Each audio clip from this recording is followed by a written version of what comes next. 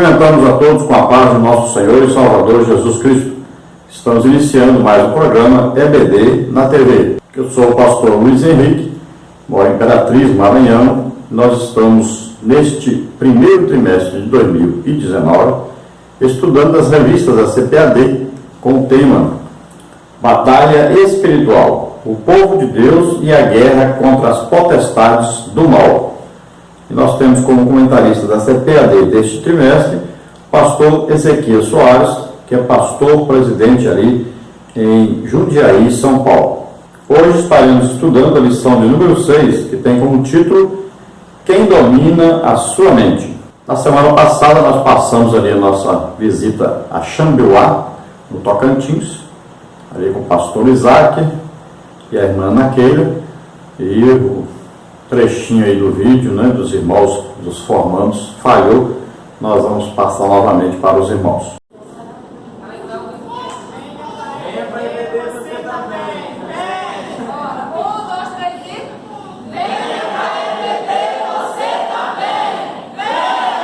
Aí está então o nosso registro, a nossa visita ali a Xambiuá, um seminário de escola bíblica dominical, onde nós fizemos ali um curso de capacitação para os professores, superintendentes, obreiros e todos interessados em EBD. Foi uma bênção as palestras, foi uma bênção os cultos, né?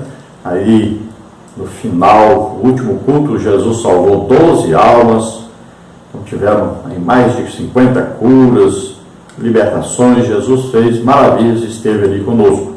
Glória a Deus. Muito obrigado aí, pastor Isaac, irmã Naquele e toda a sua equipe, todos os irmãos ali de Xambiuá, Tocantins. Se você deseja nos convidar, entre em contato conosco. Nosso telefone é da TIM e o número é 99DDD e o telefone 991520454. Nosso e-mail Henrique LHAS, L de Luiz, H de Henrique, A de Almeida, S de Silva.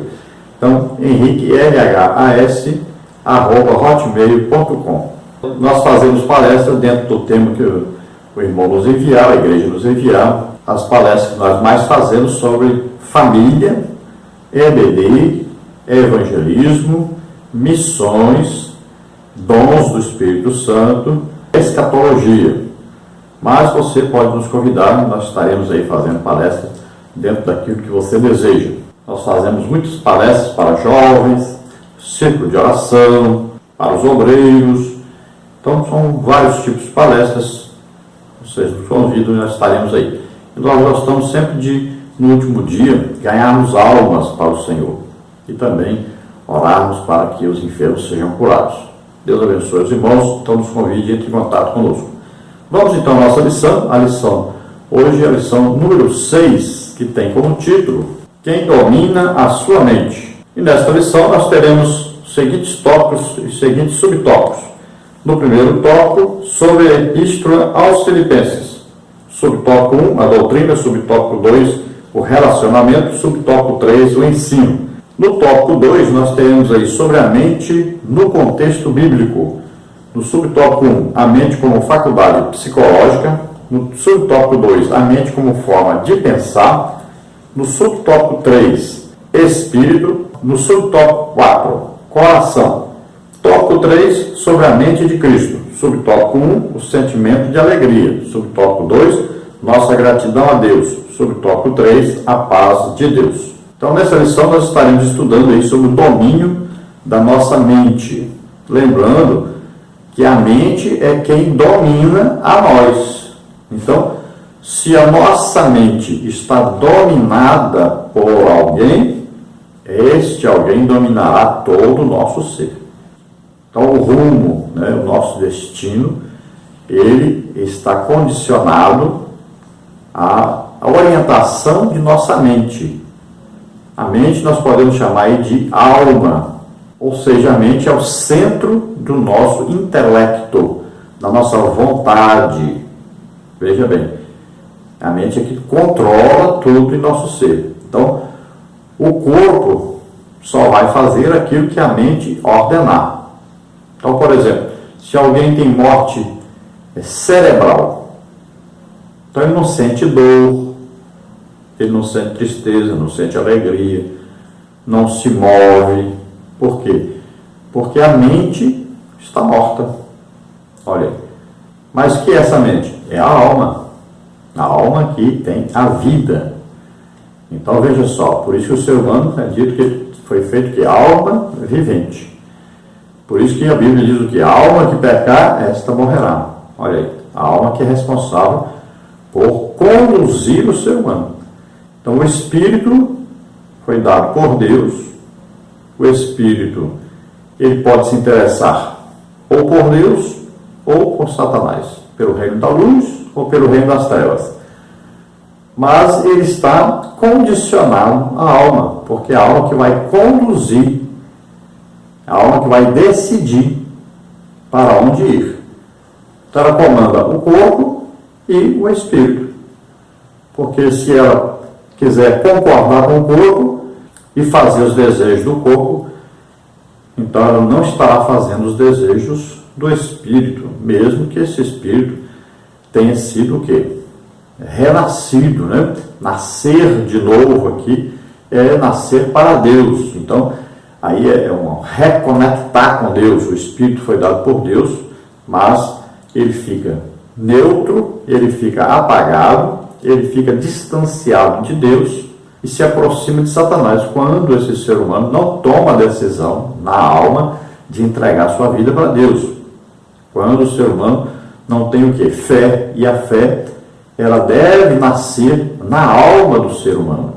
Ele que vai ter a vontade, o desejo, ele que vai forçar, né, para que todo o seu ser sirva a Deus. Então o espírito será religado a Deus e esta alma passará por uma transformação completa, que é o nascer de novo. Estará então agora sendo conduzido a Deus, ligado a Deus, e vai agora dominar todo o seu ser de acordo com a palavra de Deus, com a vontade de Deus. Então o corpo vai ter que obedecer, sendo conduzido para Deus. E o espírito vai ser religado a Deus e vai agora se interessar pelas coisas de Deus. Vai agora recusar, né, as coisas de Satanás.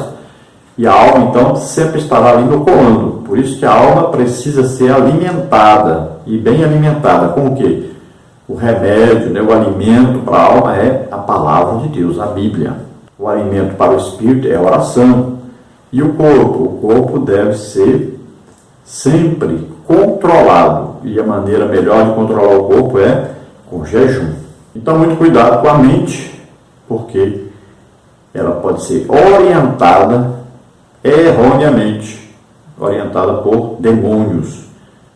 Então, tomemos bastante cuidado com isso, porque se nós não estivermos nos alimentando com a palavra de Deus, então a mente vai ficar fraca e facilmente será dominada, controlada por demônios.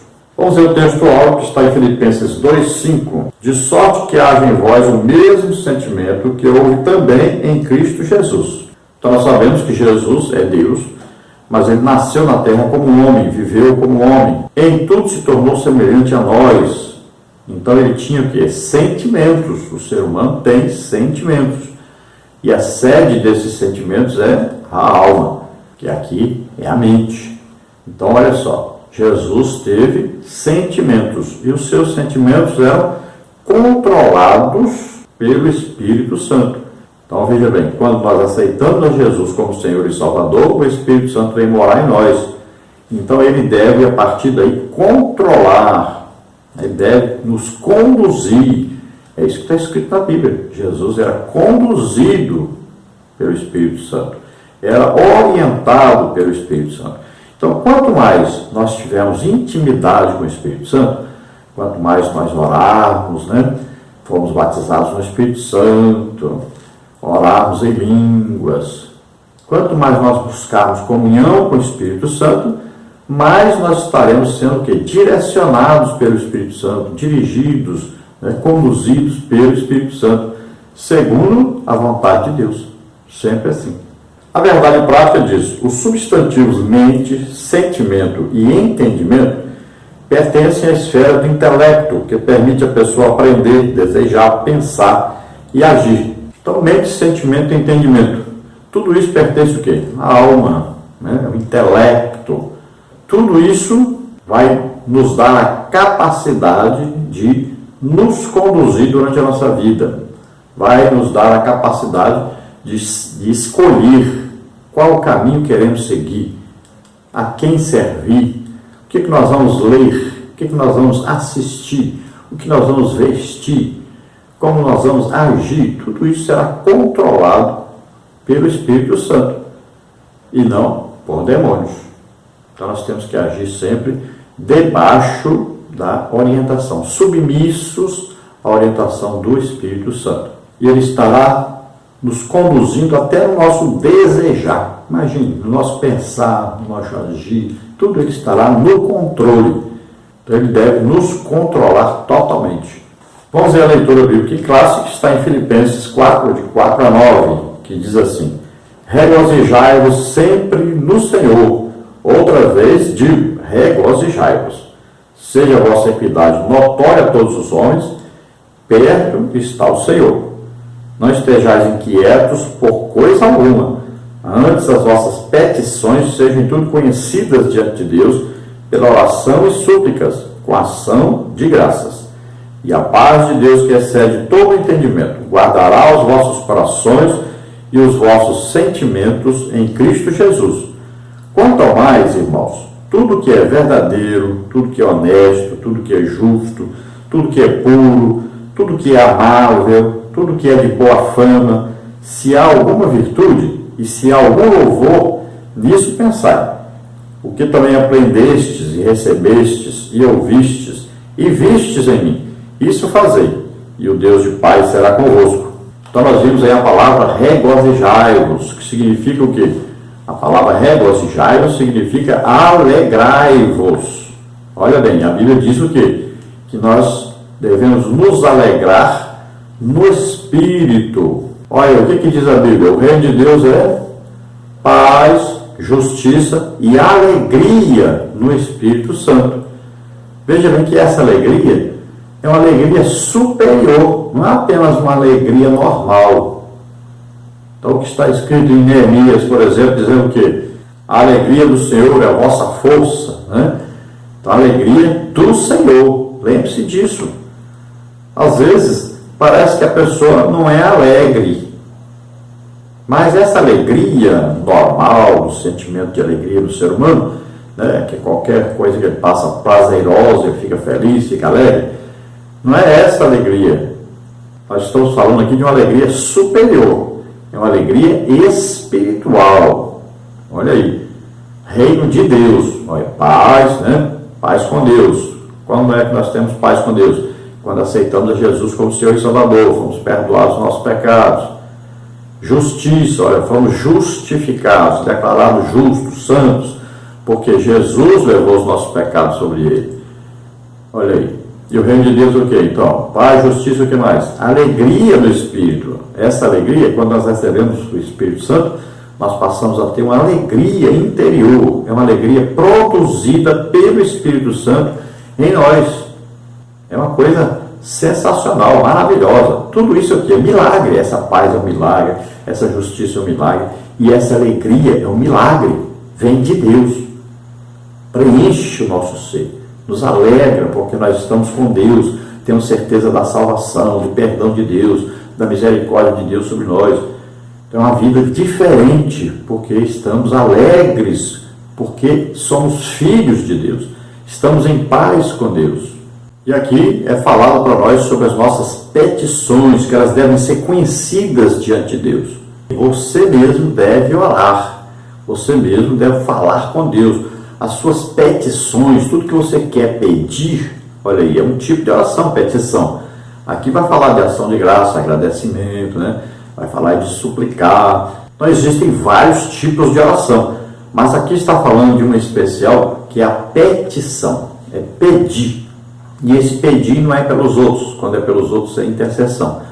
Esse pedir aqui é por si próprio. Então tudo que você deseja, você deve pedir a Deus, diretamente a Deus, falar com Deus sobre isso.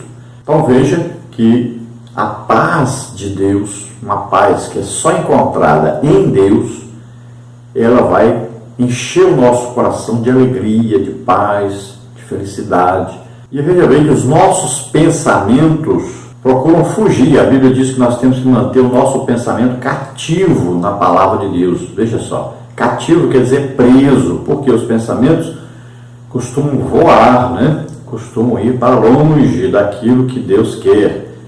Então nós temos que controlar os nossos pensamentos para que os nossos pensamentos sejam bons. Veja que tipo de pensamento nós devemos ter.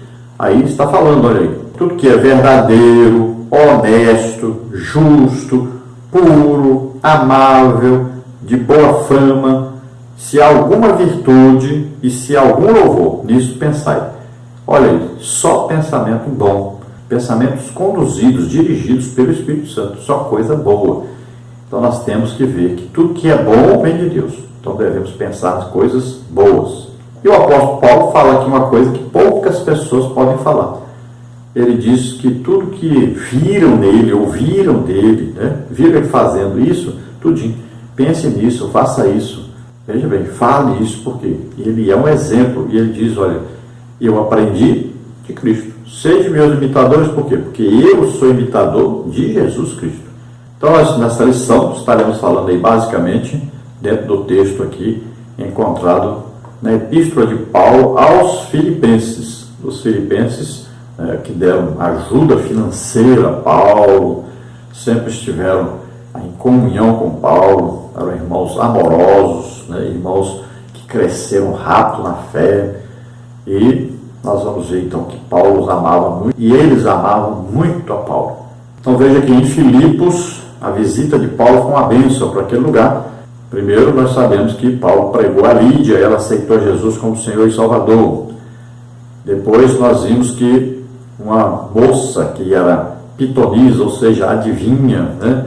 Vinha todo dia praticar adivinhação e Paulo expulsou o demônio dela, ela ficou livre.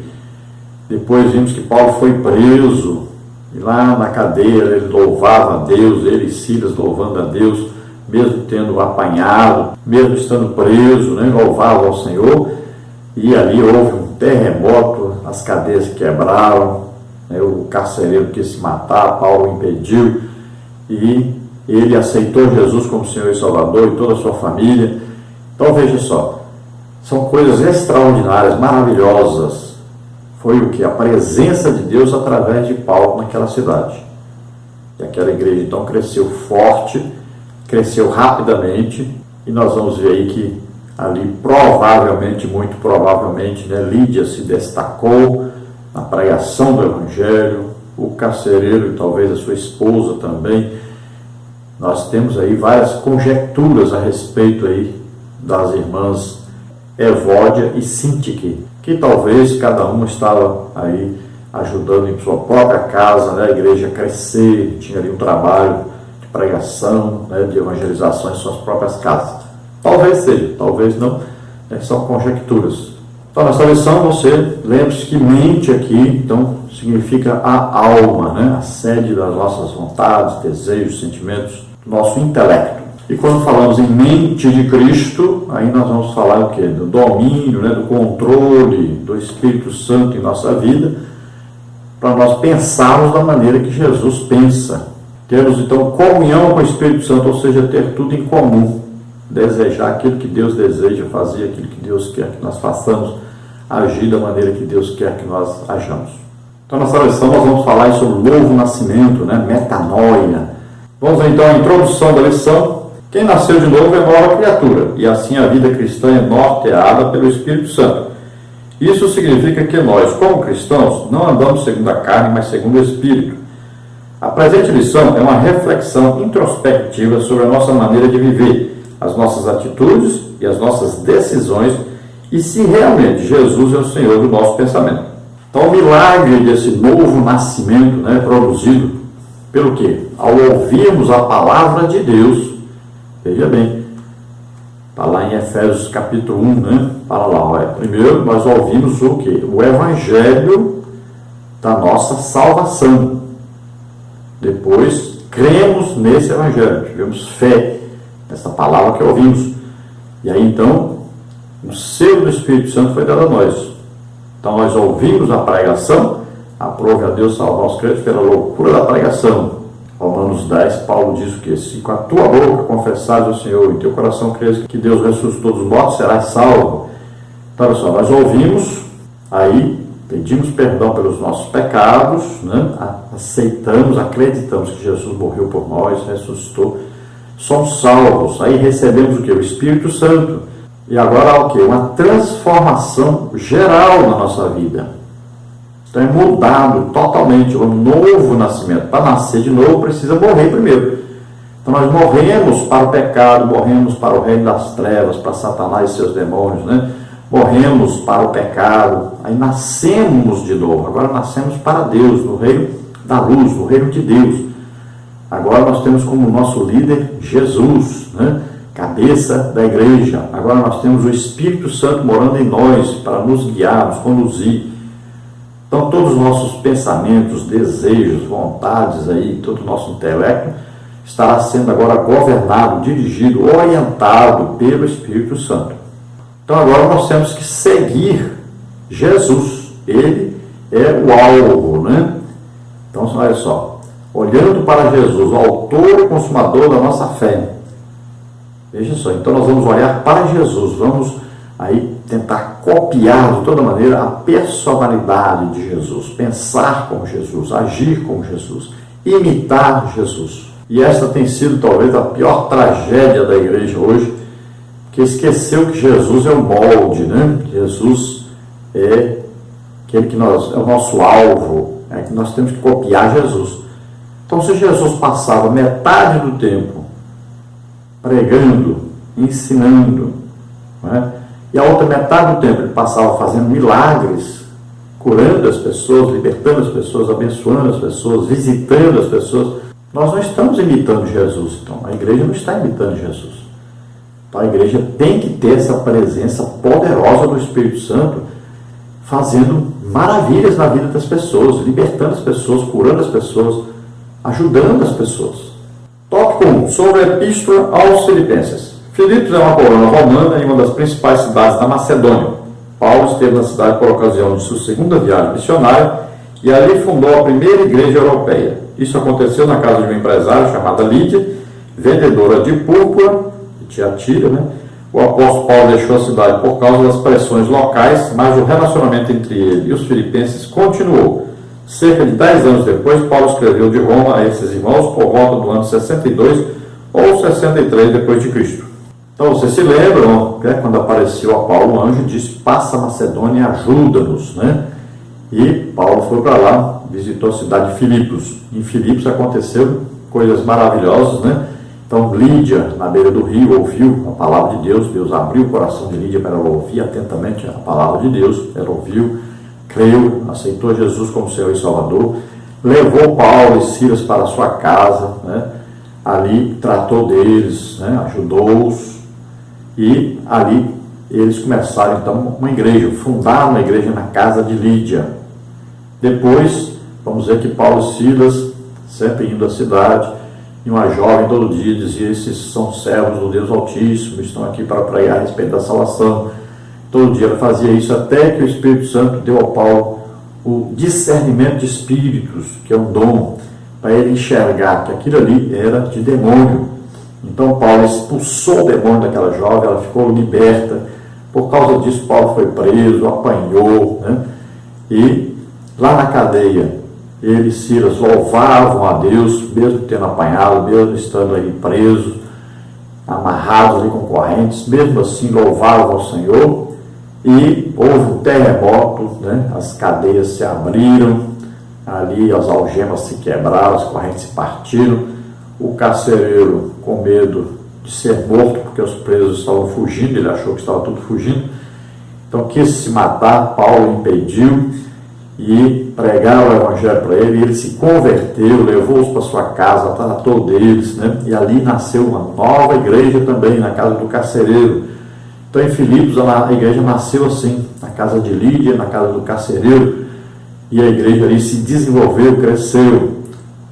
E Paulo ali foi embora devido à perseguição que estava ali, não queriam saber dele, mas a igreja ali cresceu, realmente desenvolveu-se. talvez pelo trabalho de Lídia, né, que era muito conhecida, era vendedora de púrpura, conhecida na cidade, uma empresária. Ela era lá da cidade de Tiatira, mas estava ali, morando ali em Filipos, e a esposa do carcereiro provavelmente se tornou também uma pregadora do Evangelho, e nós sabemos que a igreja cresceu, e cresceu rápido, cresceu forte. Então olha só, que viram o poder de Deus em ação, né? Presenciaram coisas maravilhosas, e ali então a igreja desenvolveu. Paulo, depois, estando preso já em Roma, lá por volta do ano 60, 63, escreveu essa carta aos Filipenses, e ele fala da alegria. Olha só, quando eles apanhavam, estavam presos, eles estavam alegres, e fala da alegria. Ele estava preso quando escreveu, agora de novo ele estava preso, e ele escreveu falando da alegria, mas não é a alegria de estar preso, né? É essa alegria humana. Ele está falando da alegria no Espírito Santo, a alegria de quem está com Deus, está sempre feliz, alegre, porque está na salvação, na comunhão com Deus, na comunhão com o Espírito Santo. Então, subtópico 1, a doutrina. Então, tópico 1, sobre a Epístola aos Filipenses, nós vamos ver aí, subtópico 1, a doutrina, subtópico 2, o relacionamento, subtópico 3, o ensino. Subtópico 1, a doutrina. O objetivo da carta não era solucionar problemas doutrinários, nem de relacionamentos entre os filipenses, pois eles haviam amadurecido rapidamente. Um dos propósitos estava vinculado à amizade e ao amor recíproco do apóstolo. Filipenses 1, 7 a 9 e 4 a 1. Os problemas referentes às heresias eram periféricos. O apóstolo trata desse assunto mais com precaução. Paulo menciona os legalistas no capítulo 3, mas não era algo agudo na igreja, visto que em Filipos nem sequer havia sinagoga. Atos 16, 13. Isso mostra que a população judaica não era significativa na cidade. Note que seus habitantes consideravam-se romanos. Atos 16, 21. Não havia nada de muito grave na igreja que o apóstolo precisasse corrigir. Então, nessa igreja em Filipos, a cidade de Filipos, não havia, assim, quase que problema nenhum para que o apóstolo Paulo escrevesse corrigindo, né? Estivesse disciplinando alguém, corrigindo alguém. Era mais uma coisa assim geral, mais como precaução que ele dirigiu essa carta, mas a gente vê que ele queria mais falar da sua alegria de estar com Deus, né? Da alegria de estar com o Espírito Santo. Ele queria falar mais, agradecer mais aos filipenses pela sua ajuda financeira, né? E também ajuda psicológica, né? Ajuda de companheirismo, né? De mandar alguém para ajudar Paulo, para visitar Paulo, né? E vemos que Paulo queria mais falar com eles sobre a saudade que ele tinha deles, o desejo de estar com eles novamente. Mas para apenas reforçar, Paulo falou um pouco, né, sobre os judaizantes, né, sobre o perigo aí sempre que existia dos falsos mestres, da perseguição, né, da luta entre os irmãos, né? Às vezes, quantas vezes existia uma luta interna na igreja, alguma disputa, alguma coisa, e sempre existiam as questões teológicas, né, que causavam alguma divisão.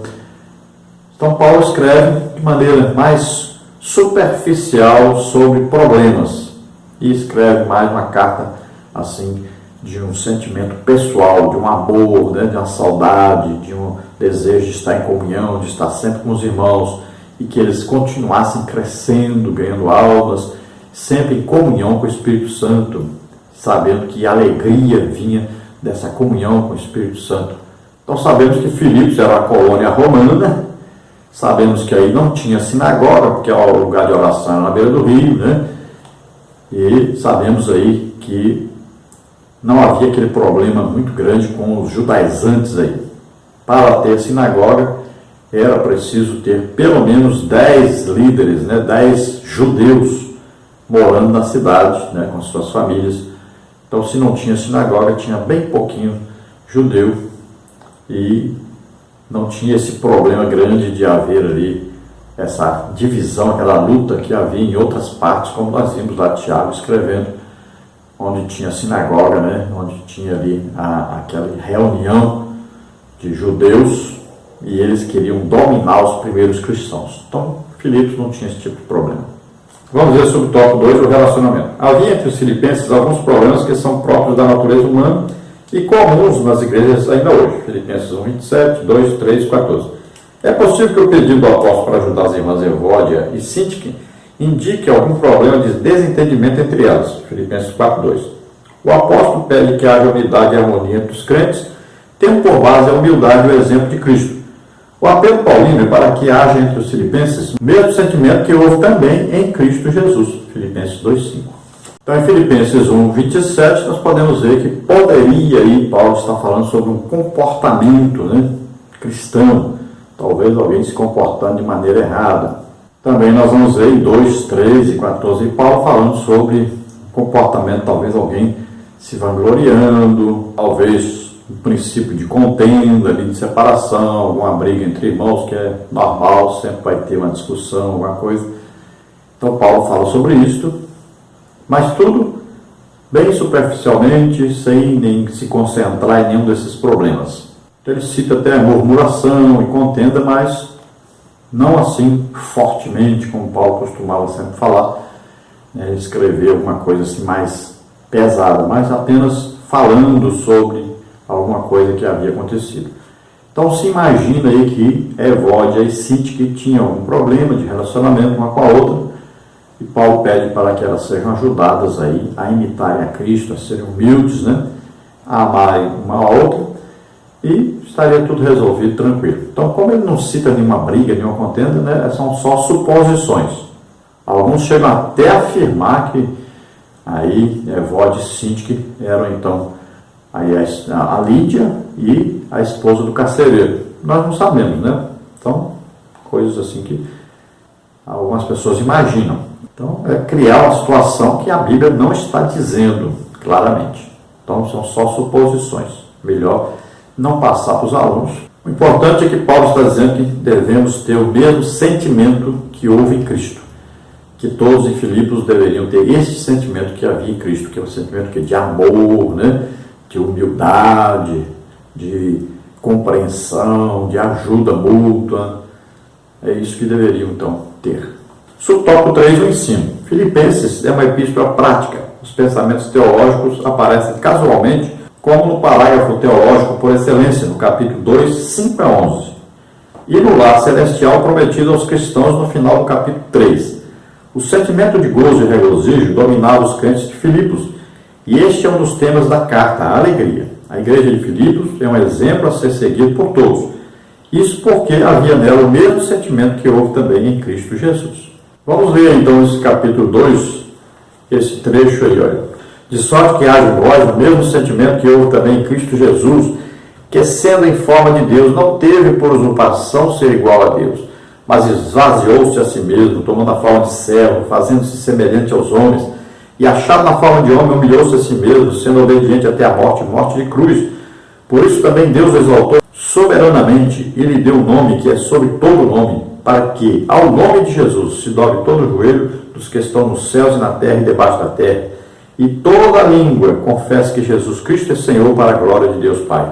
Então veja que a carta é escrita então para que eles se alegrem, para que eles sejam felizes por estarem com Deus, por terem o Espírito Santo morando neles, e deviam imitar Jesus na humildade de Jesus, que se tornou homem, se fez como homem, em tudo semelhante a nós, Foi tão obediente a Deus que morreu, e morreu na cruz, no lugar de alguém que era o que? Amaldiçoado, levando os nossos pecados, nossas maldições, nossas doenças, enfermidades, tudo que não prestava do homem, Jesus levou sobre ele. Então isso é um amor maravilhoso, digno de ser copiado, digno de ser vivido, há sempre o quê? Na unção, na comunhão com o Espírito Santo.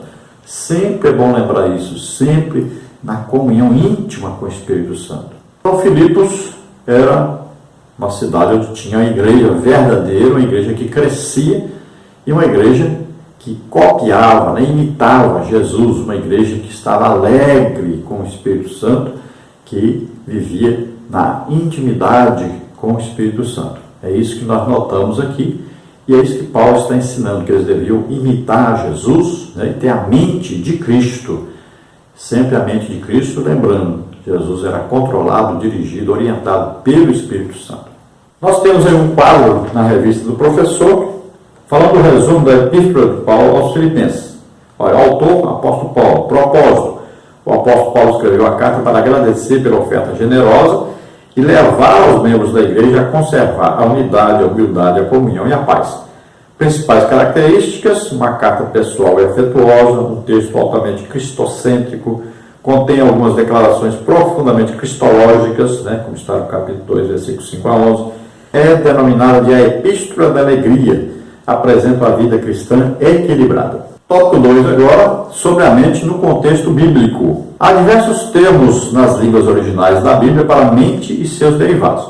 Vamos estudar alguns deles aqui. Cada termo apresenta diferenças sutis, mas significativas.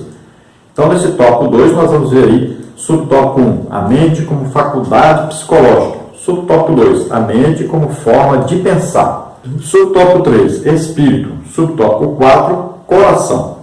Subtópico 1, então, a mente como faculdade psicológica. O Novo Testamento grego emprega o termo nous, de amplo significado como mente, entendimento, intelecto, pensamento, sentido, como está em Romanos 11:34, 1 Coríntios 2:16, 14:14, 2 Coríntios 11:3. Na presente lição, o sentido dessas palavras é de uma faculdade psicológica que envolve compreensão, raciocínio, pensamento e decisão. De maneira que eu, de mim mesmo, com a mente, sou escravo da lei de Deus, mas segundo a carne, sou escravo da lei do pecado. Romanos 7:25, Nova Almeida atualizada. O apóstolo Paulo está se referindo ao eu regenerado em contraste com a carne, sem o controle do Espírito Santo. É com essa mente cristã que desejamos a lei de Deus, ou seja, a lei do Espírito de vida em Cristo Jesus, como está em Romanos 8:2. Então devemos saber aí que a mente tem o nosso controle psicológico, Então a mente governa aí nossos pensamentos, nosso intelecto, inteligência aí. Por exemplo, como é que você sabe lá se acordar, você aí 3 horas da manhã e dizer assim, 3 vezes 3, você sabe que é 9 como? Porque está guardado na sua memória, e isso pertence aí à mente, ao intelecto, à inteligência da pessoa, à memória da pessoa, o desejo, os pensamentos. Então tudo que governa o ser humano está aí, na mente. É a sede, então, de todos os sentimentos, desejos, vontades, está aí na mente, que nós podemos chamar tranquilamente de alma. Então Paulo, ele faz essa comparação, ele diz, olha, o corpo, com os desejos passados, ele vai ter aí o chamamento para o pecado. Agora, quem é nascido de novo, então a sua mente foi totalmente mudada, pensa de acordo com a palavra de Deus, quer agradar a Deus, quer seguir Jesus, tem a mente de Cristo. Então a Bíblia diz o quê? Olha só, nenhuma condenação para os que estão em Cristo Jesus, que não andam segundo a carne, mas segundo o Espírito. Então agora nós pensamos de acordo com o Espírito Santo. Então Paulo está dizendo, olha, com a mente transformada, a mente mudada totalmente, porque eu aceitei Jesus como Senhor e Salvador, o Espírito Santo vem morar em mim, com essa mente eu quero servir a Deus. Agora, o corpo quer servir o pecado. Então há duas aí frentes de batalha. O corpo lutando para não ir para o lado de Deus, para ficar na terra, para ter os prazeres da terra. A alma está aí no meio, é ela que controla. Então, domingo de manhã, para ir para a escola bíblica dominical, o que acontece? Uma luta. O corpo quer dormir.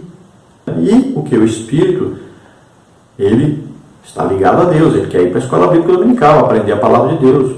Então, a alma fica no meio, ela que vai controlar, ela que vai tomar a decisão. Vamos para a igreja, para a escola bíblica dominical, ou vamos dormir? É ela que vai tomar a decisão. Se o crente não estiver lendo a Bíblia, não estiver congregando, não estiver orando, está enfraquecido. E quando tiver que tomar uma decisão, ele vai tomar a decisão errada, porque não está sendo controlado, dirigido pelo Espírito Santo.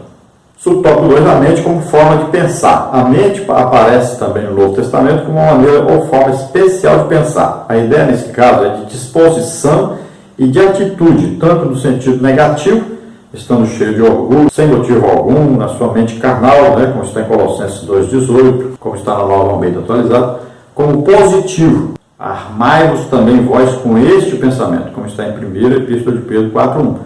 Assim ter a mente de Cristo, 1 Coríntios 2:16, significa pensar como Ele. Então o pensamento, ele está aí ligado à alma, né? À sede de nossas vontades, nossos desejos, e esse pensamento ele pode ser governado, orientado segundo aquilo que nós estamos vendo, fazendo. Veja bem, se você durante todo o dia ficar vendo, por exemplo, aí filmes pornográficos, pornografia na internet, de noite você vai sonhar com o quê? Com essas coisas. O seu pensamento está governado por isso. A sua mente está cheia disso. Então, os seus sonhos serão de acordo com isso. Se você ficar o dia inteiro dizendo que vai sonhar com uma coisa, muito provavelmente você vai sonhar com aquilo. Então, veja só, os pensamentos nossos são governados por aquilo que nós estamos lendo, né, vendo, fazendo. Então, o que nós temos que fazer? Pensar como Cristo. Então, Jesus pensava em que? Você vai ver e vai seguir esses pensamentos, vai procurar pensar da mesma forma. E o pensamento central nosso é o quê? Ganhar almas, né? E ajudar as pessoas. Sempre o nosso pensamento deve estar ligado a Cristo. Cristo fazia isso, ensinava o Evangelho, pregava o Evangelho, abençoava as pessoas, curava, né? Fazia milagres. Então, o pensamento de Jesus era sempre ajudar. Então, ele dava a vida pelos outros. Então, esse é o nosso pensamento. Essa é a nossa mente, mente de Cristo. Subtópico 3, espírito. O substantivo grego pneuma, traduzido geralmente por espírito, é usado ainda de forma metafórica, como modo de ser, atitude, forma de pensar. Se algum homem chegar a ser surpreendido em alguma ofensa, vós que sois espirituais, encaminhai o tal com espírito de mansidão. Gálatas 6:1. É uma atitude ou modo de ser que reflete a forma como uma pessoa encara ou pensa sobre o assunto. Essa expressão é usada em contraste entre o divino e o meramente humano. Marcos 2:8, Atos 17:16, 1 Coríntios 2:11, 5:5, Colossenses 2:5. Então veja bem, a palavra espírito às vezes é usada, né, com letra minúscula aí sempre, né?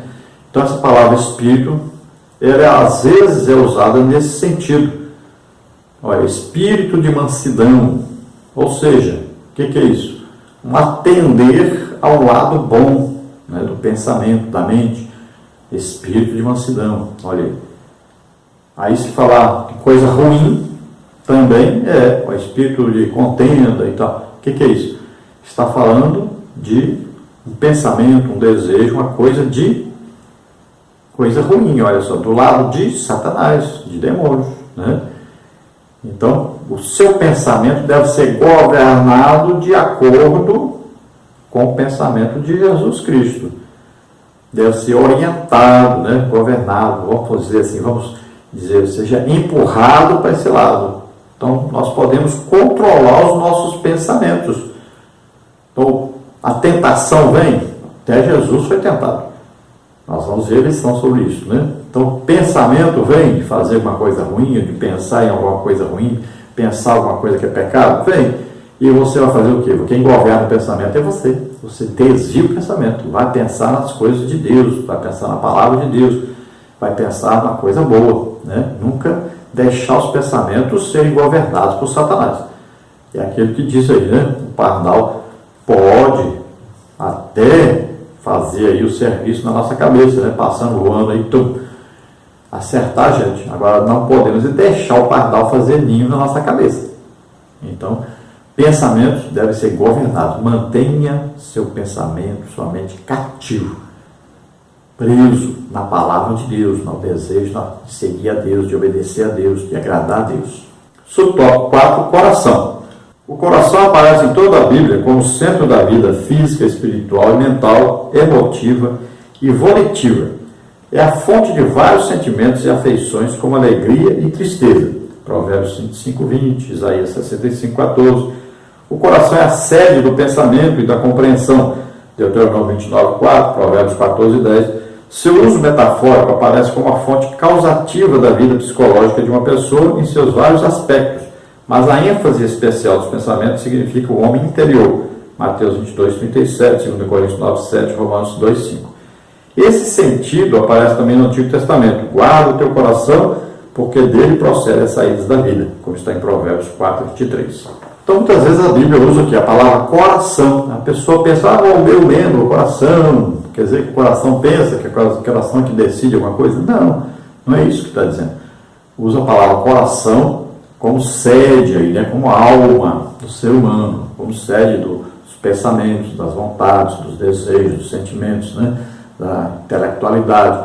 Então, quando fala aí coração, guarda o coração, não quer dizer esse coração membro do corpo lá, né? O órgão. Está falando da alma. E a alma, então, tem que ser protegida. Então, nós temos que fazer o quê? Ler sempre a Bíblia, estar sempre lendo, escutando a palavra de Deus. Quando você lê a Bíblia, leia falando para você escutar. A Bíblia diz, a fé vem pelo ouvir. E o ouvir pela palavra de Deus. Então, veja só. A fé vai ser gerada em nós quando nós ouvimos a palavra de Deus. Então, nós devemos ler falando para a gente ouvir. Devemos congregar para ouvir a palavra de Deus. É importante congregar, estar na igreja. Lá você vai ouvir a palavra de Deus. Por mais que as pessoas falem, né, dos seus próprios pensamentos, o que acham e tal, mas ali a palavra de Deus vai ser lida. E você deve ouvir esta palavra. Vai ser comentada e quando for comentada vai ser usado o quê? A palavra de Deus para comentar a própria palavra de Deus. Então é importante você congregar e ouvir a palavra de Deus. Estar sempre ouvindo a palavra de Deus. É importante você ler também e ouvir quando estiver lendo essa palavra. Então a fé será gerada e sua fé vai ser aumentada gradativamente. Então, quando fala coração, está falando aí do homem interior, né? Está se referindo aí à alma do ser humano que deve ser guardada, protegida pela palavra de Deus, né? Sempre governada pelo Espírito Santo que está em nós.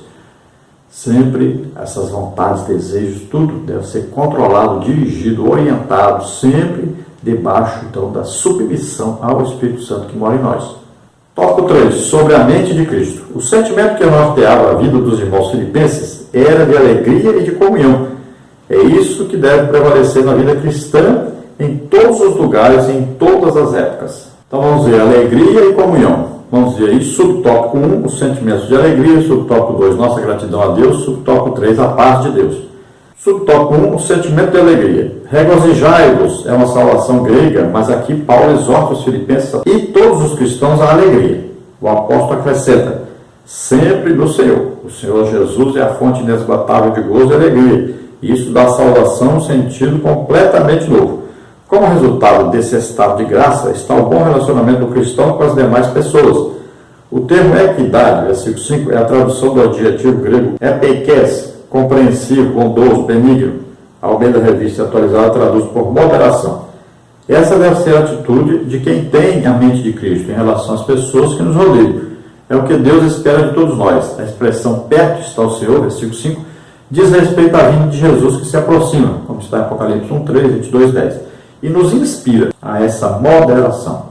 Então, regozijai-vos significa alegrai-vos. Sempre essa alegria é no Senhor. É uma alegria que vem de Deus, é uma alegria interior, uma alegria de estar com Deus, de ter certeza da salvação, de ter Jesus conosco, né, presente em nossa vida todo o tempo. Então, esta alegria, ela tem que ser compartilhada com as outras pessoas. Olha só, então você vai compartilhar com o quê? Com moderação, né, com amor. Você vai fazer de tudo que as outras pessoas sintam a mesma alegria. Tenham essa alegria que vem de Deus. A alegria do Espírito Santo presente em nós, né? Então essa alegria está dentro de nós e ela é dada pela presença do Espírito Santo. É um milagre de Deus, né? Se nós pertencemos ao Reino de Deus, olha lá, o Reino de Deus é paz, justiça e alegria do Espírito. Então lembre-se disso, essa alegria é a alegria de Deus, é a alegria do Espírito Santo em nós. Então ela vai causar em nós essa paz e esta alegria vai irradiar ela deve ser, então, passada para as outras pessoas. Veja só, a pessoa cheia do Espírito Santo, ela está o quê? Feliz, alegre de estar cheia do Espírito Santo, de estar sendo aí o instrumento de Deus para abençoar os outros. Subtópico 2, nossa gratidão a Deus. Os filipenses viviam num clima de perseguição religiosa. Paulo estava na prisão, mas nada disso era problema suficiente para roubar a alegria dos crentes. A alegria do Senhor é a nossa força, como está em Neemias 8:10. Mesmo nas dificuldades, quem tem uma mente guiada por Cristo não se desespera. Antes, as suas petições são levadas à presença de Deus pela oração e súplicas, com ação de graças. Versículo 6. Então veja que, embora naquela época a perseguição religiosa existisse, e era forte, por exemplo, Paulo estava preso por causa disso, mesmo assim os filipenses viviam alegres, felizes com Deus. E Paulo foi um grande exemplo, porque mesmo preso, amarrado com cadeias, correntes, algemas, mesmo assim ele louvava a Deus, e Deus fez um grande milagre ali. Então, isso era um grande exemplo para os filipenses. E Paulo, então, está sempre falando com eles que eles devem se alegrar, viverem felizes, alegres, cheios do Espírito Santo, com essa alegria que vem de Deus nos seus corações, viver em paz, porque estavam com Deus. Então, a força do crente está exatamente nessa comunhão com o Espírito Santo, essa alegria que vem do Espírito Santo vai lhe dar, então, paz e tranquilidade. Tá? É uma força que vem de Deus para que nós possamos sobreviver a todas as dificuldades, a todas as aflições pelas quais nós passamos. Então, o crente não pode se desesperar. Ele leva em oração todas as suas petições a Deus. É claro que a oração tem várias coisas aí na oração. É por isso que lá em Efésios diz que com toda oração quer dizer que existem várias orações. Nós podemos citar rapidamente algumas. Primeira, arrependimento. Segunda, louvor. Terceira, adoração. Quarta, petição, pedir para si próprio. Depois, intercessão, pedir pelos outros. Consagração, entrega. Então vai por aí vários tipos de oração. Mas você deve, quando orar, pedir ao Espírito Santo que o ajude nessa oração. Então você com o pensamento estará pensando alguma coisa e com a boca estará falando em línguas, porque o Espírito Santo ora perfeitamente o que nós precisamos. Então ore com entendimento, com pensamento, e ore em línguas, ou seja, ore no Espírito, como Paulo explica, quem fala em línguas edifica-se a si mesmo. Judas, no versículo lá 20, diz o que? Orando, edificando-vos a vós mesmos, na vossa santíssima fé, orando no Espírito Santo, olha aí, orando no Espírito Santo, orar no Espírito Santo é orar em línguas, não é orar em pensamento, não existe isso. Aí Espírito Santo mesmo, está escrito Espírito Santo, orar no Espírito Santo, não é pensamento não. Então, é deixar que o que? O Espírito fale, interceda por nós, leve a nossa oração, arrume a nossa oração e leve a oração perfeita até Deus. Então, aí está dizendo que as nossas petições, tudo que nós precisamos, nós temos que fazer isso conhecido a Deus, temos que falar isso com Deus. Subtópico 3, a paz de Deus. O termo noema, pensamento, mente, diz respeito à faculdade geral de julgamento para tomar decisões no sentido de bem ou mal, certo ou errado. A ideia dessa palavra de entendimento da vontade divina concernente à salvação, 2 Coríntios 10:5. Esse noema pode se corromper, como está em 2 Coríntios 11:3, e se tornar endurecido, como está em 2 Coríntios 3:14, a ponto de impedir a iluminação do Evangelho de Cristo, 2 Coríntios 4:4. Mas a paz de Deus na vida cristã está acima de todos os bens que uma pessoa pode adquirir e sobrepuja todo entendimento, pois vai além da razão humana. Ela excede os vossos corações e os vossos sentimentos em Cristo Jesus, como está no versículo 7. Olha, então a Bíblia diz para nós aí que a pessoa que não tem Deus, ela não tem conhecimento de Deus, ela é impedida de entender as coisas de Deus, ela não compreende as coisas de Deus. Então ela fica como se fosse surda, muda, pessoa que não se mexe, não faz nada, a pessoa fica como uma estátua, porque ela não consegue entender nada de Deus, ela não consegue discernir nada. Então veja só, nós temos que ter essa paz de Deus que é conseguida o quê? Pela comunhão com o Espírito Santo, uma vida santa, dirigida a servir a Deus. E aí nós vamos ter o quê? Uma revelação constante da palavra de Deus. Olha lá, João diz, nós temos a unção do Espírito, não precisamos que ninguém nos ensine. Olha só. Então a presença do Espírito Santo em nós nos traz conhecimento, né? Veja a igreja quando começou, eles não tinham Bíblia, mas eles tinham íntima comunhão com o Espírito Santo. Então o Espírito Santo ensinava para eles a palavra de Deus. Veja só.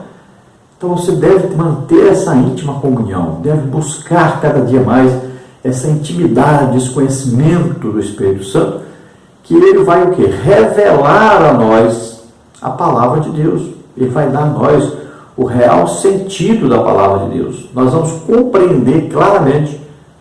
A Bíblia diz que nós podemos discernir tudo, mas não somos discernidos por ninguém. Olha só. Ele dá a nós o que? A compreensão da palavra de Deus. Não apenas decoração. Muita gente decora a Bíblia, mas não compreende a Bíblia. Nós temos que compreender a palavra de Deus. Entender realmente a palavra de Deus. Então nós temos que ter entendimento. Então a nossa mente deve possuir aí o entendimento da palavra de Deus. Isso é que vai trazer a nós a paz com Deus, vai trazer a nós a alegria no Espírito Santo. Conclusão. O nosso comportamento na vida diária, no lar, na igreja, no trabalho e na sociedade reflete o que há em nosso coração. E isso mostra por si só quem domina a nossa mente. Há pontos na fé cristã que são inegociáveis. E quem é dominado pelo Espírito Santo não abre mão da sua fé, nem cede um milímetro sequer da sua fidelidade a Deus. É esse Espírito que domina a mente dos crentes fiéis em Cristo Jesus. Então a nossa vida mostra se nós temos comunhão com Deus ou não. Mostra se nós estamos cheios do Espírito Santo ou não. Nossa vida. Se você está vivendo em pecado, então isso demonstra claramente que você não está vivendo em comunhão com Deus. Não está vivendo cheio do Espírito Santo. Não tem a alegria do Espírito Santo. Não tem a paz de Deus. Não é? É bem claro isso, é simples isso. Então, se você está crescendo cada dia mais, aprendendo cada dia mais, se você está cada dia mais sendo usado por Deus, cada dia mais tem resultado positivo, espiritual na sua vida, né? Ganhar almas, né? Aí, ser usado por Deus, tudo isso está crescendo cada dia mais, você está sendo usado. Isso indica o quê? Que você está em comunhão com o Espírito Santo, em comunhão com Deus. Está o quê? Em comunhão com Jesus, né? Você está amando Jesus, está sendo amado por Jesus, você está crescendo, sempre crescendo, prosseguir crescendo. Isso é o objetivo do cristão. Nunca pare, nunca volte. Você tem que estar sempre crescendo na graça, no conhecimento de Deus. Então não negocie a sua fé, não negocie a sua vida com Deus. Não se comprometa com o pecado. Viva em fidelidade com Deus. Vamos orar agora. Se você deseja aceitar Jesus como Senhor e Salvador, tendo o seu nome escrito no livro da vida no céu, tendo agora o perdão de Deus por todos os seus pecados, então você vai nascer de novo agora, vai morrer para o passado, morrer para o pecado, você vai morrer para as velhas coisas, as velhas atitudes, tudo vai se fazer novo agora e você vai mudar completamente o seu agir, o seu pensar, o seu vestir, o seu falar, tudo vai mudar porque você estará sendo orientado, governado, dirigido pelo Espírito Santo. Vamos orar agora. Pai querido, em nome de Jesus, abençoa essas vidas que se chegam a Ti, Senhor, recebe-os por filhos, escreve, Senhor, os seus nomes no livro da vida, dá a eles o perdão, enche-os do Espírito Santo, Senhor, governa as suas vidas a partir de hoje, Senhor, orienta-os, ó Senhor, no seu amor, na sua misericórdia, dá a eles a alegria do Espírito Santo.